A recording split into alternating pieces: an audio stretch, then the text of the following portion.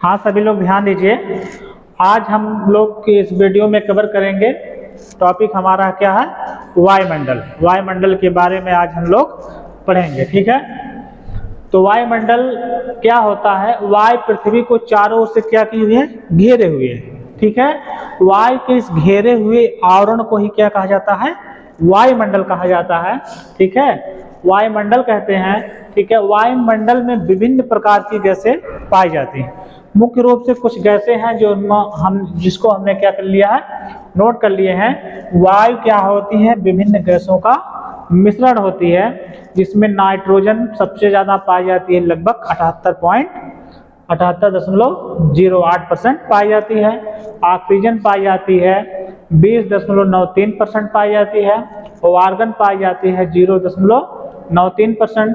और carbon dioxide कितनी पाई जाती है, 0.03%। इन गैसों से भी कुछ प्रश्न बनते हैं, जैसे कार्बन डाइऑक्साइड, यह पृथ्वी की निचली सतह पर पाई जाती है। यह क्या करती है, सूर्य की किरणों को अवशोषित करने का कार्य करती है, जिससे जब यह अवशोषित कर लेती है तो पृथ्वी का ताप बढ़ता है, जिसको कहा जाता है वैश्विक तापन कहा जाता है, ठीक है।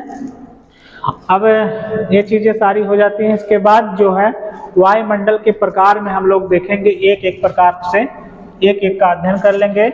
पहला हमारा वायुमंडल होता है क्षोभ मंडल, दूसरा होता है समताप मंडल, तीसरा होता है मध्य मंडल, और चौथा होता है आयन मंडल, और पांचवा क्या होता है, बाह्य मंडल होता है।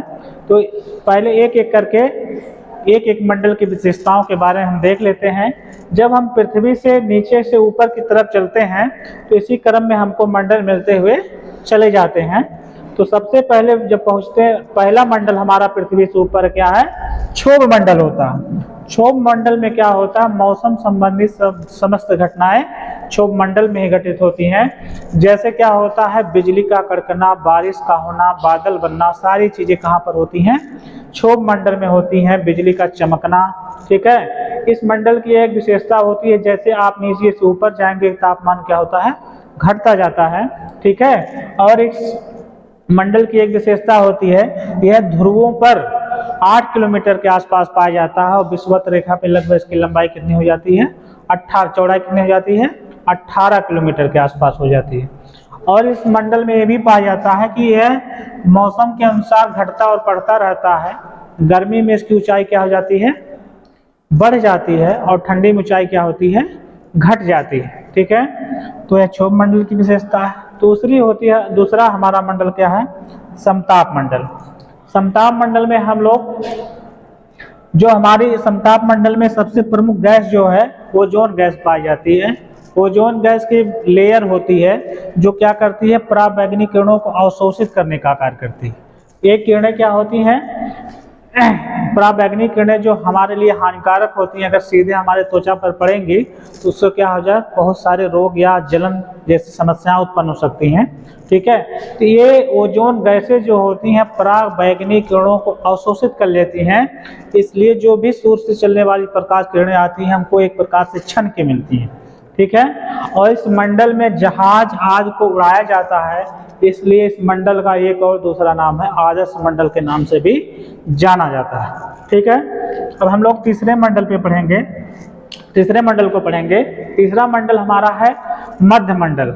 मध्य मंडल का तापमान जो होता है लगभग -100 डिग्री सेल्सियस के आसपास पाया जाता है, ठीक है।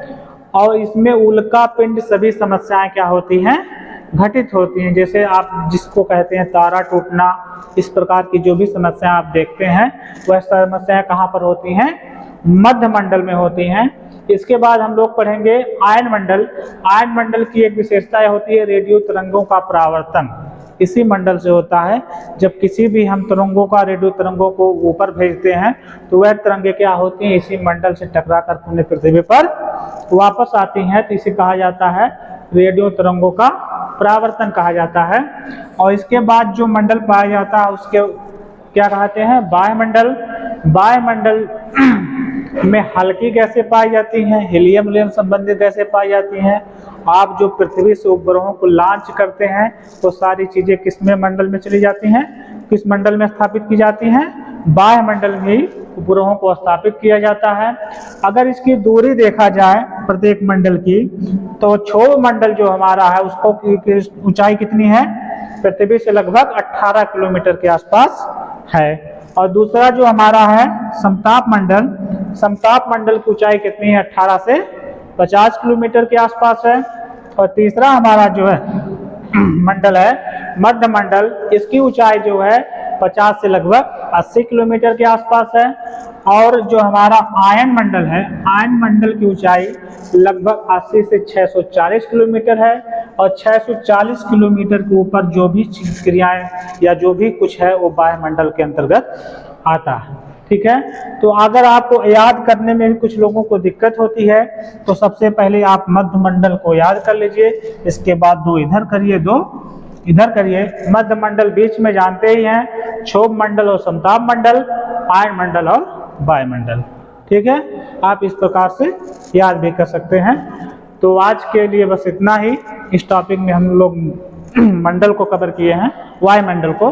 ठीक है, बहुत बहुत धन्यवाद।